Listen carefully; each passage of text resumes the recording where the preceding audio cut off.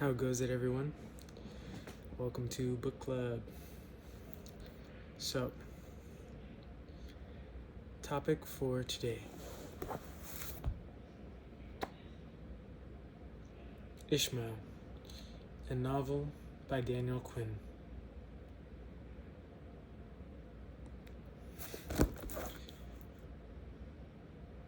I know I said this last time, and it's oxymoronic to say it twice. But dang, man. Best book I've ever read. Undoubtedly, you know what I mean? Like, not too long ago, Thinking Slow and Fast was the best book I ever read. Here we are again.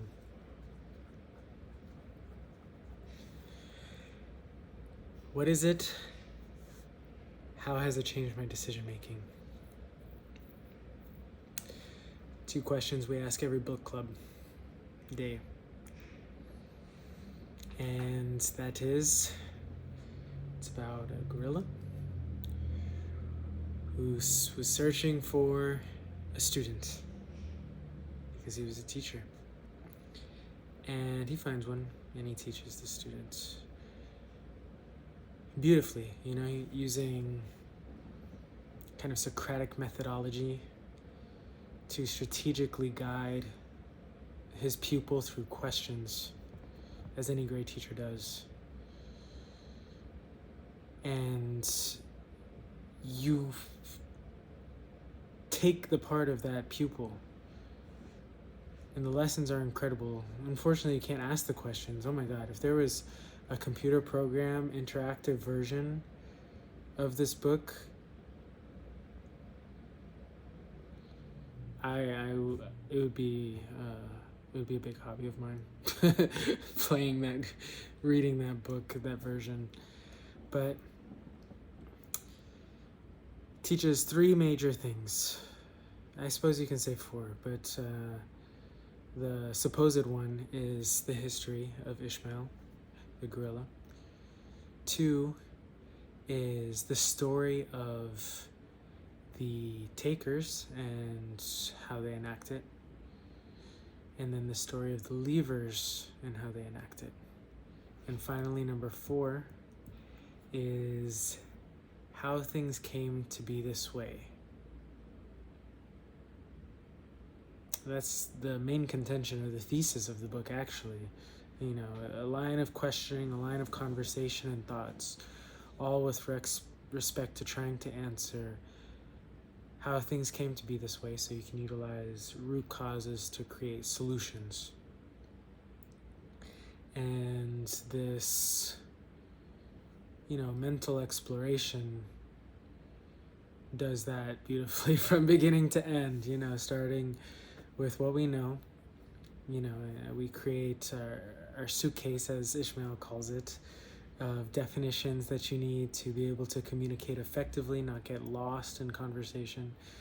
Then we go into, rudimentary things. We start referencing other texts, particularly the Bible, which is funny because anytime he mentions God, he mentions the gods. It's never monotheistic.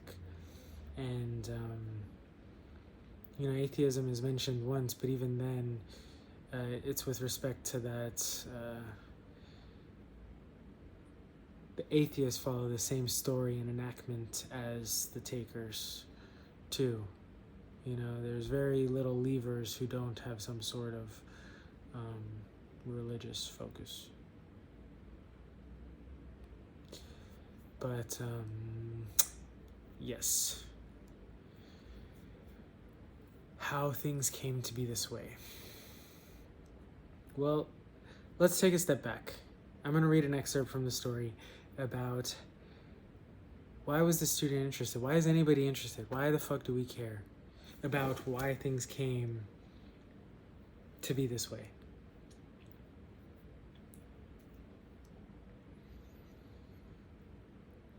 And, first things that come to mind is ecological collapse, warfare, threat, AI, etc. imminent endings of our society because of disastrous cause. And they talk about why our society soon appeals so fragile. We consider ourselves so powerful, so tough, but it's very not hard to think of something that will happen and we can't recover from. But if you look at lever societies, which I've totally forgot, you guys have no idea what the fuck I'm talking about when I say takers and levers. Excuse me, and my language, I apologize. But a lever is almost synonymous with a primitive culture. And a taker is pretty much synonymous with a civilized culture, as developed societies describe it. Okay, so it's really the taker society that's consuming our planet and causing this thing, and it's the levers who are super strong. They cannot really be touched by serious threats that we're experiencing now without causative factors from the civilized or the taker culture. Okay, so why did Ishmael give these names, levers and takers? He gave them because it's one fundamental action that differentiates these two. If you ask someone what differentiates a civilized and a primitive, you'd hear a quite large array of things. Maybe pause this and just think about how you would do that. Okay, but Ishmael breaks it down into one simple thing, and the levers take the bare minimum for their survival in the short term and leave the rest for everybody else. They don't waste. Whereas the takers, they take more than they, theoretically need. Of course, I have my philosophy where nobody needs anything, but the flaw to my nobody needs anything philosophy is that it needs can occur with ifs. However, if you follow the if, you'll find just another want.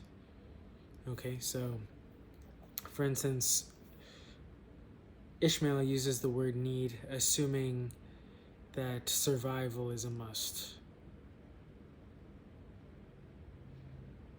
For example, you only need it because it'll guarantee survival. You need it to survive, in other words. However, if you go and analyze it from my eye, survival is still only a want. You don't need to survive. So therefore, whatever those, miscellaneous things, food, shelter, love, whatever, that supply survival are only wants followed by the want of survival. For instance, holding my breath. I don't need to breathe right now.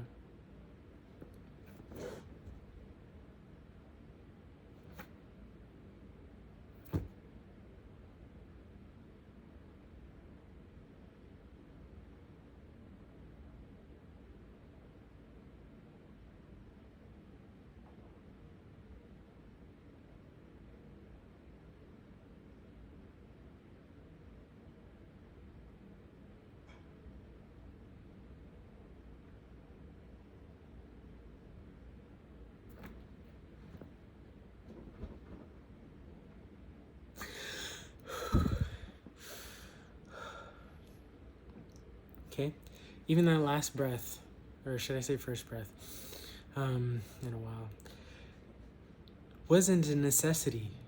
Okay, it was just my subconscious wanted it more than my conscious. I was only holding it for conscious reasons to try and prove a point, but my subconscious was too strong. Okay, and there's ways to strengthen that strengthen that consciousness to overcome the subconscious. If you really think about it, the only thing that's making me breathe there was just my little tiny brainstem. But you have an entire fucking cortex, different lobes, basal ganglion shit that are essentially under conscious control. For the most part, as I understand it. You know what I mean? Like, the brain's complicated as shiitake mushrooms. Beautiful phrase is, we learn more about the surface of the moon than the depths of the ocean. However, we know more about the depths of the ocean than our own brains, our own minds, you know?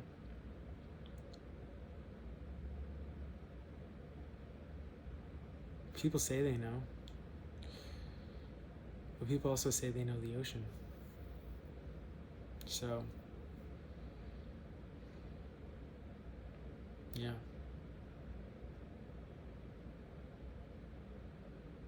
Gosh, such a good book. I don't even know where I am. I could go off on so many stupid channels. Whatever, why? Let's bring it back around. Why ask about the story of the takers and the leavers? Well, maybe you can solve our problems of near doom, overpopulation, disease, chronic pain, overworking. You know, the primitives, the leavers, as we shall call them. In the book, they describe 2-3 hours. I've heard reference from another anthropologist, 4 or 5 hours a day tops for their work life. They're the most leisured individuals. They're the most well-fed individuals. Okay, in of course tropical. In various climates, not even tropical, like the igloo people up north, they eat so much fish, they're chunky. Those leavers with primitive values, old native schools of thought,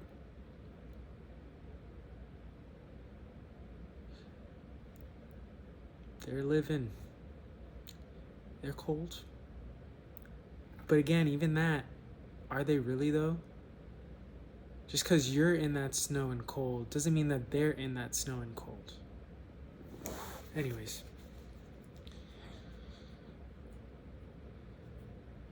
Why? So those are some answers. But why did the protagonist, which I think is not even named in this book at all, it's because it's all from his perspective. He's the protagonist. He's the narrator. Because Ishmael might really be the protagonist. It's an unconventional story, but anyways, why did he go? Well, once when he was in college, he wrote a paper for a philosophy class. He doesn't remember exactly what the assignment was. Something to do with epistemology. But this is what he said in the paper roughly. Guess what? The Nazis didn't lose the war after all. They won it and flourished. They took over the world and wiped out every last Jew, every last Gypsy, Black, East Indian, and American Indian. Then when they were finished with that, they wiped out the Russians and the Poles, and the Bohemians and the Moravians, and the Bulgarians too. And the Serbians and the Croatians, everybody, okay? Then they started on the people of Asia, Chinese, Japanese, Koreans, etc. It took a long time. But when it was all over, everyone in the world was 100% Aryan, and they were all very, very happy.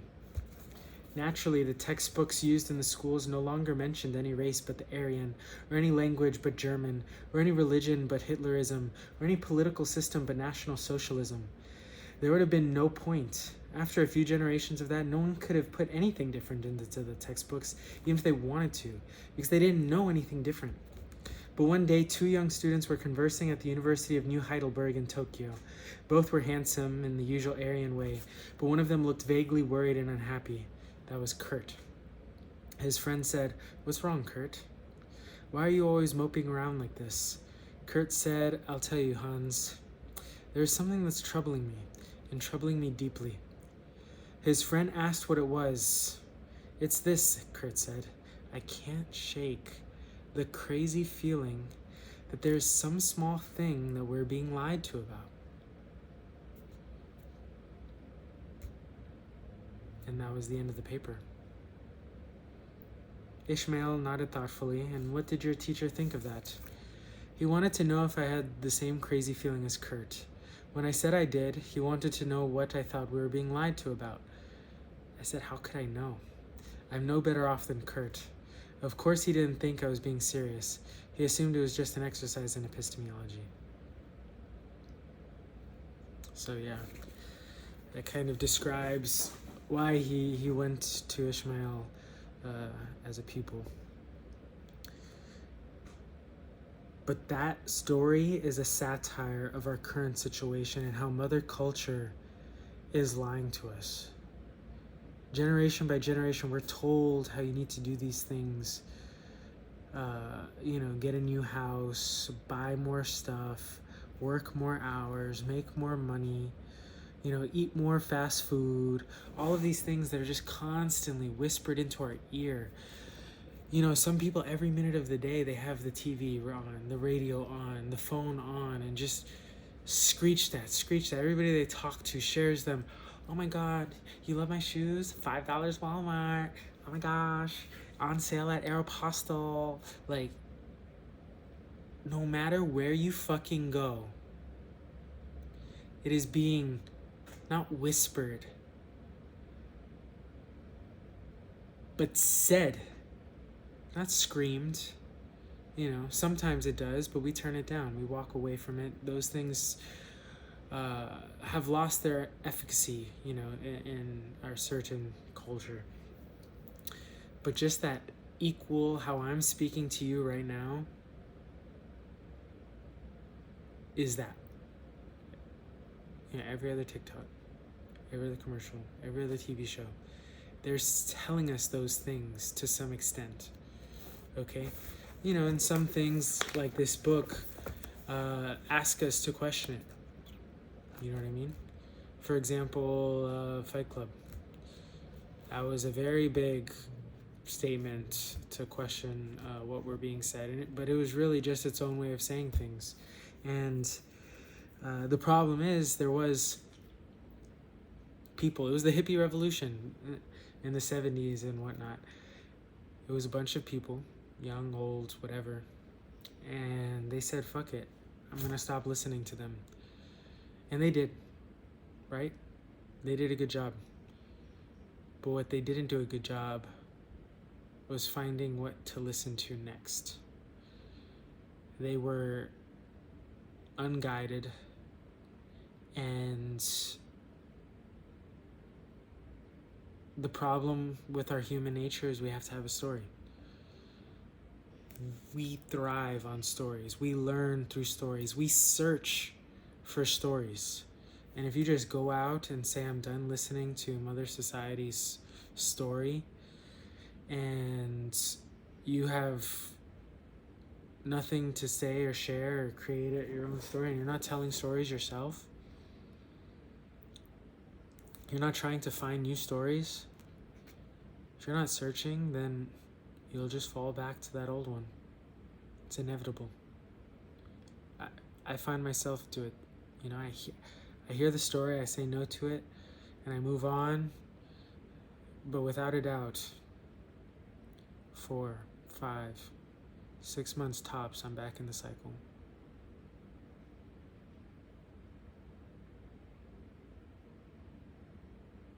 And when I say back in the cycle, it insinuates that I was out of the cycle. And, I wasn't as such in a physical way, but a spiritual way.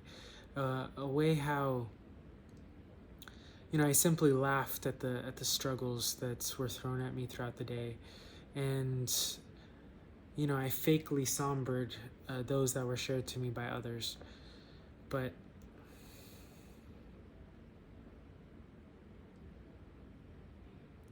then you start to fall into it too. You truly feel somber, or you truly feel sorry for people, and that's not great. It's good to be empathetic and things like that, but serving pity, I don't think it vibes with my virtues. I haven't thought about it too much. I thought about it a little bit while reading the work of Brene Brown, but Atlas of the Heart, as it's called. But yeah, it's itchy. It's itchy in that throat,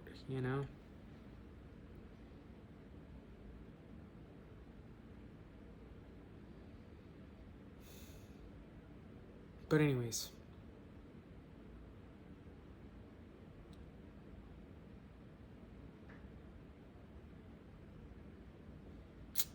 so much. I don't even know what I was talking about. Anyways.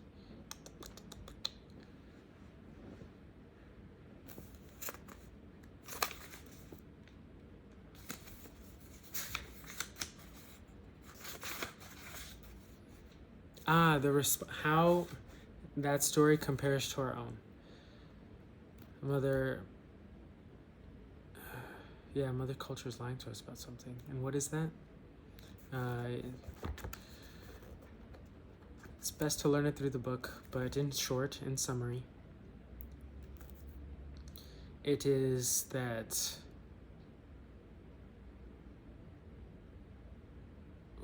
honestly, I don't even know how to say it. Like, I know it, I feel it, I understand it. But a specific phrase, I mean, what comes to mind is agriculture. You know, like, we don't have to.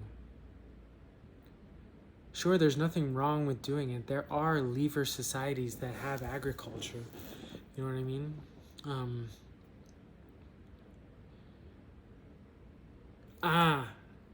I remember what it is. Okay, so the ultimate one, because that's one of them, you know, but that's only equivalent to the other things about working and shit. But the main thing is thinking that the world is ours. You know, not that we belong to the world. So we are told and we believe via our culture that humans are the rulers of Earth. It is our godly duty to manifest human paradise. However, other cultures, and they say it in different ways, they might not even say the same thing, but a mix of different, you know. But the opposite or most extreme version of that is we are that of the earth, okay? And I personally believe in balance. You know, the book tends to say it is more valuable to be part belonging to the world, and I say that yes now because it is very unbalanced in the other direction. You know, the majority of people on Earth follow this taker society where we are the rulers of the world. And even lever societies have a mix of that. You know, it's a small proportion who truly believe we are nothing but belonging minuscule pieces of the world. Okay? So a mixture might look like we are teachers of the world, we are facilitators of the world, we are students of the world, you know, but that's like looking at the buffalo tribe equal to your own, you know what I mean? And the interactions with the buffalo tribe and other bodies, such as trees, forests, sun, you know, even chemical things that aren't considered life forms, such as minerals and stuff. Those interactions are greater than us, or maybe somewhat equal to us, to various extents, but never you more than it or all of it combined.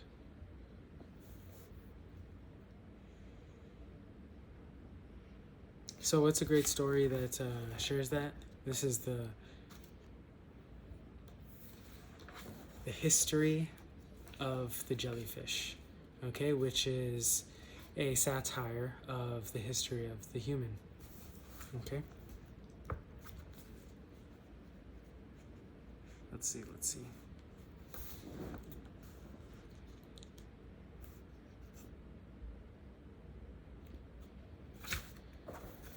This story, Ishmael said, takes place 500 million years ago, an inconceivably long time ago, when this planet would be all but unrecognizable to you. Nothing at all stirred on the land except the wind and the dust. Not a single blade of grass waved in the wind. Not a single cricket chirped. Not a single bird soared in the sky. All these things were tens of millions of years in the future. Even the seas were eerily still and silent, for the vertebrates too were tens of millions of years away in the future. But of course there was an anthropologist on hand. What sort of world would it be without an anthropologist?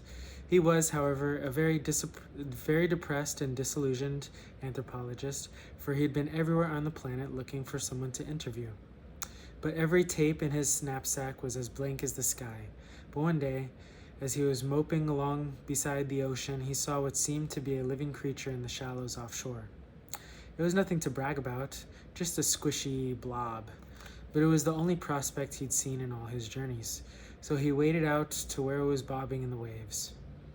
He greeted the creature politely and was greeted in kind, and soon the two of them were good friends. The anthropologist explained as well as he could that he was a student of lifestyles and customs, and begged his new friend for information of this sort, which was readily forthcoming. And now, he said at last, I'd like to get on tape in your own words some of the stories you tell among yourselves. Stories? The other asked. You know, like the creation myth if you have one. What is a creation myth? The creature asked. Oh, you know, the anthropologist replied, the fanciful tale you tell your children about the origins of the world. Well, at this, the creature drew himself up indignantly, at least as well as a squishy blob can do, and replied that his people had no such fanciful tale. You have no account of creation, then?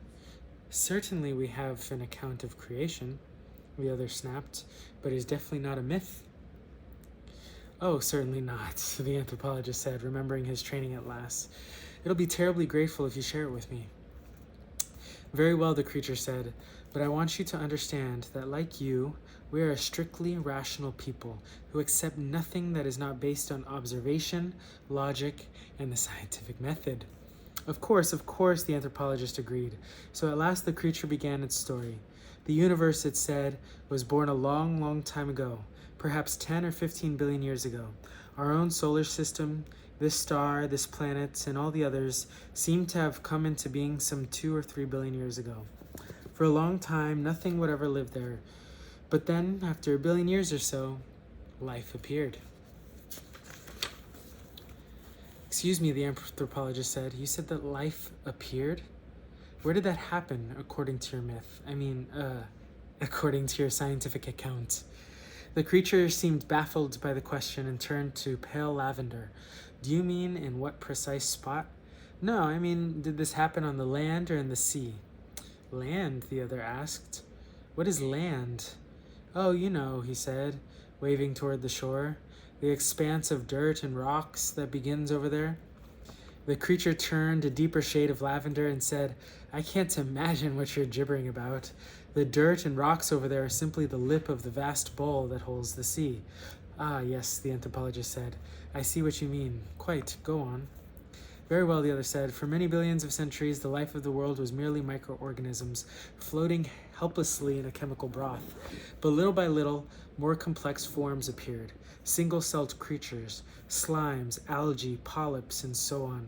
But finally, the creature said, turning quite pink with pride as he came to the climax of his stories, but finally, jellyfish appeared.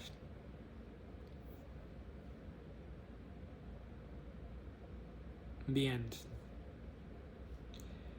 And that's the story we have for ourselves. That's the story they teach us in school. That's the story we believe. That's the story we think is true. Okay? But just like that jellyfish, what we think is the rest of the universe is nothing but the rim of our ocean.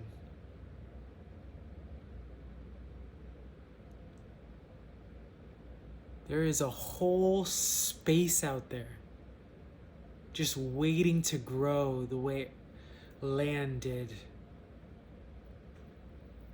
And that jellyfish became a vertebrate, and then that vertebrate turned into like a flappy fish thing, and that flappy fish thing took steps on the ground and turned into an amphibian, jumping back and forth between the water. And then that amphibian became a reptile, and then that reptile became a small mammal, and then that small mammal became primate, and then that primate became man.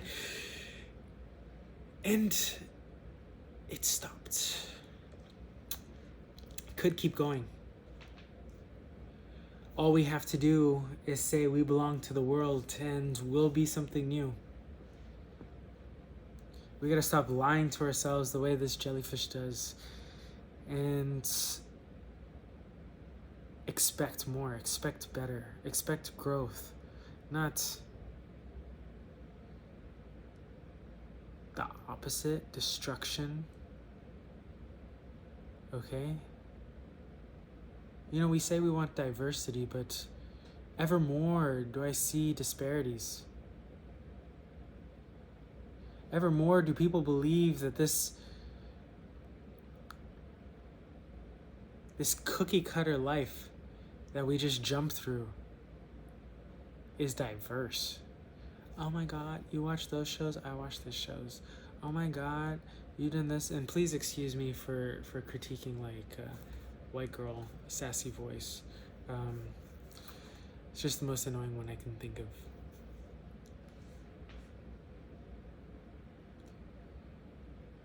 But yeah, deep as fuck. So where are we at? So that's the story of the takers for some part. What is the story of the leavers? Let's see, what do I mark here?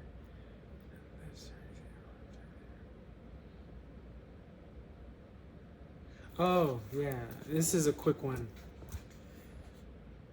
So you'd finish showing, they were gone for a little bit, departed for various reasons, which is interesting and a nice interlude. But they asked for a recap of what just happened.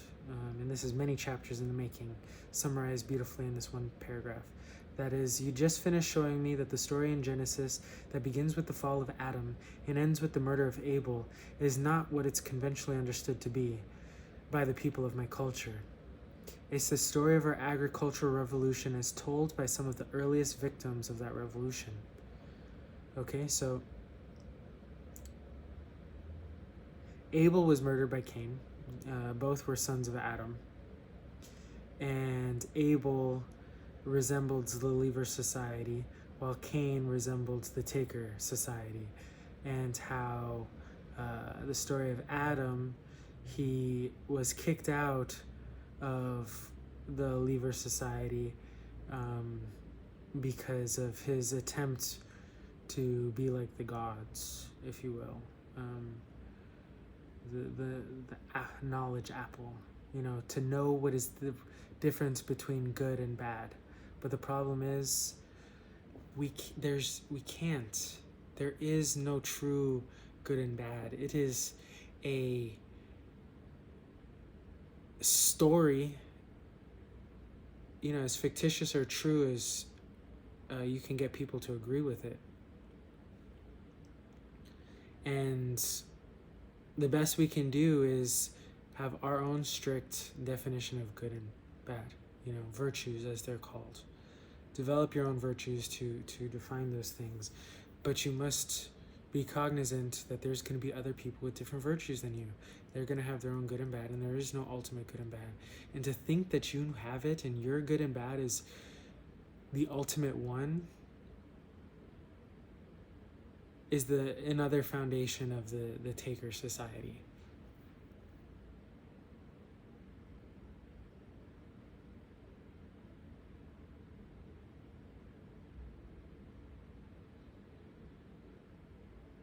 Yeah, so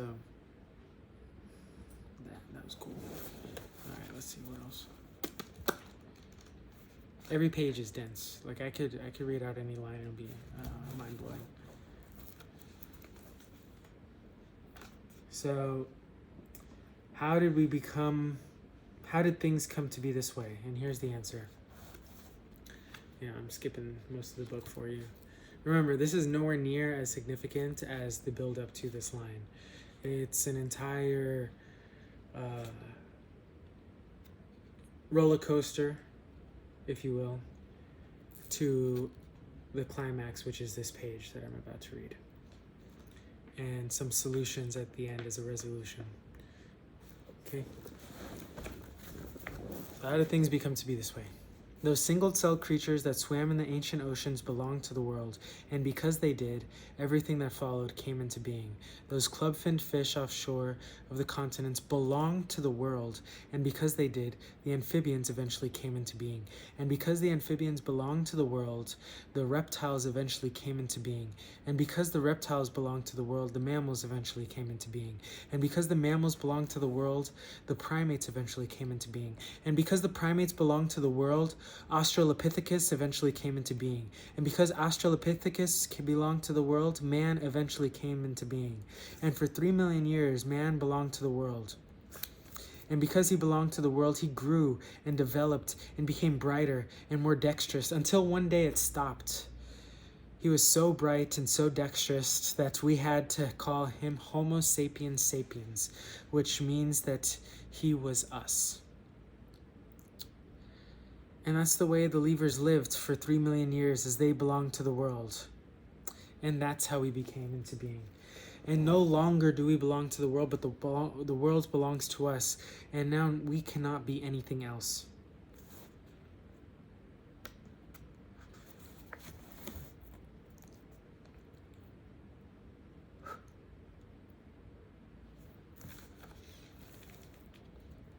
Yeah. Anyways. Dope book. What are some of the solutions? I would rather you think about it and not talk and not mention them, but I'm gonna share. I can't help myself, you know. I love to have more people thinking out there, but he's good. He's real good. And if you ain't gonna read it, this is nowhere near the best you have. There's so many resources. You just go to ishmael.org. Hella resources to learn more about the cause of returning to the lever society. Okay, but fundamentally it's minimalism. Okay, so we need to really start thinking about what it is that we need first just to survive, and let's try and hit that. Don't work anymore. Okay, just think in leisure. We need more leisure, okay? Leisure is essentially given in superb proportions to a small group of people on this planet, and the rest is forced into essentially a life spent on unleisure activities and, you know, working, taking care of things, cleaning the house, feeding your children, whatever, volunteering, working with the community, manicuring your nails, feeding yourself, all of those things, cooking, cleaning afterwards, getting sick and taking care. Oh my gosh, we're so fucking sick in our country, the US, it's disgusting. But if you just minimalize the expenditures, if you have a smaller house and less things, cleaning is so much quicker. If you just eat raw vegetables and crackers and things like that, the minimal things, bean proteins, vegan lifestyle, sure, you won't be the most nutritious, let's be real. The amino acid complex is hard to acquire.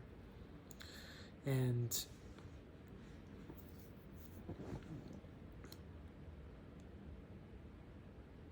you just do the minimum, you know what I mean?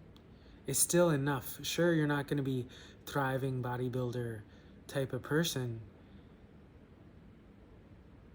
but you can fucking chill and relax now instead of, oh, now I need to constantly work out. Oh my God, I'm going to lose my gains if I don't follow my diet specifically. Blah, blah, blah, blah, blah. It's easy to not eat Twinkies when you don't have them around. You know what I mean? It's hard to not eat Twinkies when they're fucking constantly being pushed in your face. I'm cursing more and more, but I guess this gets me riled up, if you will. And my volume's changing a lot. I apologize for that too. But I'm new to this podcasting thing. All of my videos are very poor quality. I apologize. I found best quality is through just taking a video solo style. You know, if I want to do teamwork on one, they got to come visit me. The online thing is too gross. And we overtalk. Like, the timing thing is weird. It's better conversing in person. Honestly, like, if you ever just want to talk about this book, hit me up. Like, I do this here because I don't, I'm going to sound lame, but I don't have a lot of people that I can really talk to about this. All my friends are busy. They're stuck in the cycle. I find myself too, and I only have obscure hours to do things. You know what I mean? Right now, for instance, I'm just here in the middle of Chicago, Illinois, for the first time ever in my life. I've been here for maybe 6 hours. I learned more about Puerto Rico. Hashtag the homeland. In the last it's been a couple hours now. So 5 hours than I had in the last 3 years, since I read that book with the Hurricane Maria.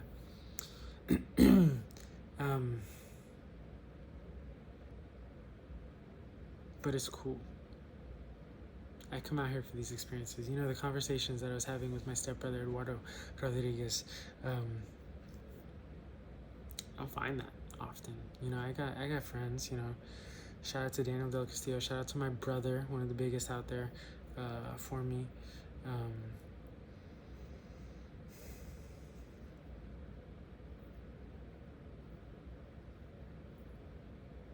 Small list.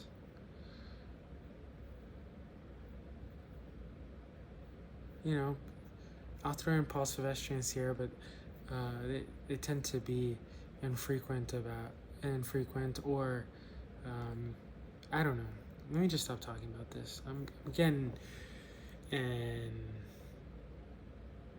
too deep of a rabbit hole right now. This is personal stuff. But anyways, I wanted to share now a story that I heard many years ago. Excuse me. Get hot.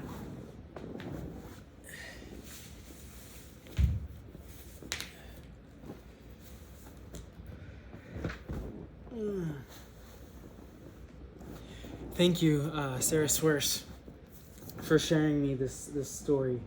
I can't find it anymore. I look it up online. I call it The Econ and the Fisherman. I could go down my emails, but that's my old school email. I haven't looked at that in years. But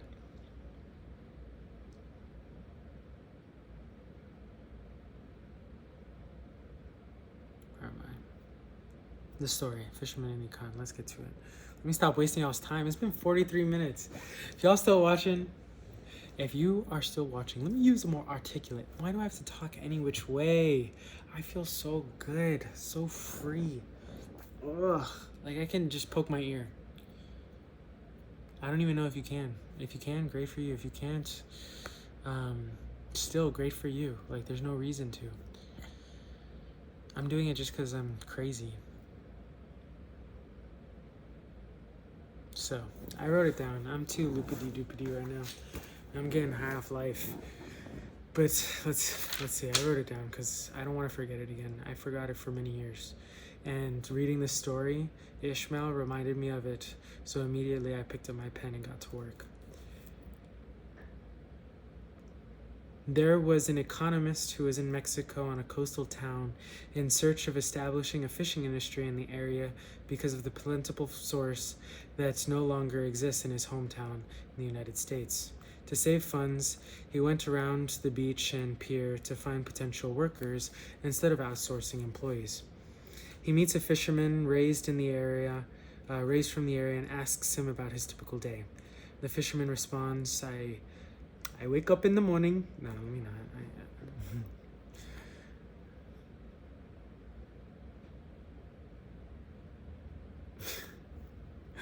I want to do an accent so bad, but an Indian one is coming out. I don't know why I can't do Mexican right now. Have you tried plugging it in and unplugging and plugging it in again? That's offensive, I know. And I just want to fit the Mexican here, but Andale, how do I do a Mexican accent? So we go and we do this, yeah. No, that's not it. The split de vok. That's Russian. I don't know. Fuck it, whatever. I wake up and meet my wishes. No. The fisherman responds. I wake up and meet my neighbors at the pier. Not neighbor, there's neighbor, unplural. At the pier after a small breakfast, and we go out for a few hours to catch enough fish for our families that day. Come back, have lunch, nap, go into town and play guitar, drinking corn beer with my amigos and familia. Why don't you catch more fish and sell them at the market? Says the econ. I did when my guitar broke and it needed to be fixed. But if you stay out longer every day and sell every day, then you can save up some money. And then what? Says the fisherman. Then you can hire more boats to go out with you and catch enough fish to trade with other towns, says the econ. And then what? Says the fisherman. Then you can expand your business across the country and run fleets off the entire coast, says the econ. Well, and then what? Replies the fisherman. Then you can buy a penthouse and office in New York or Los Angeles and expand your business across the world, says the econ. And then what? Replies the fisherman. And then you can retire, move down to a small coastal village where you spend your mornings fishing for fun and your evenings playing guitar and drinking wine with your friends and family.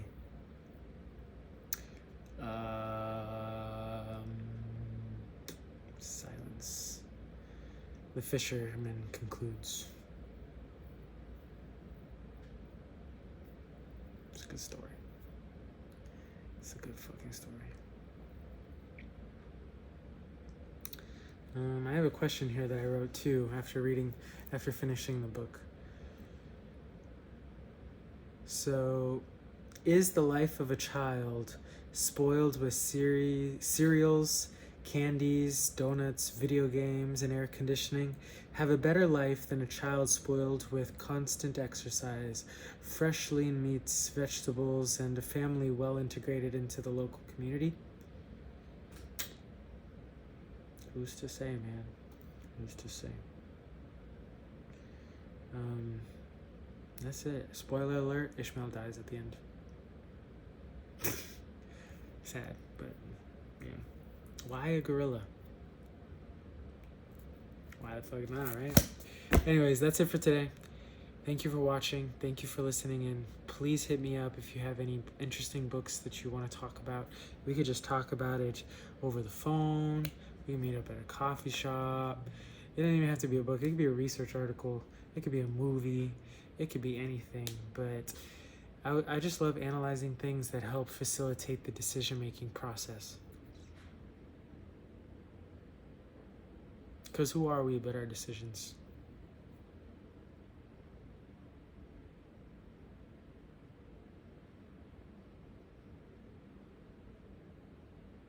You know, but Descartes said, I think, therefore I am.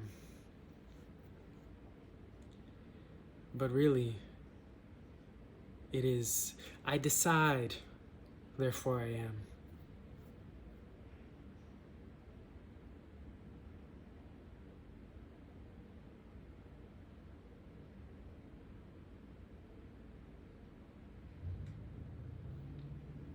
And that's it.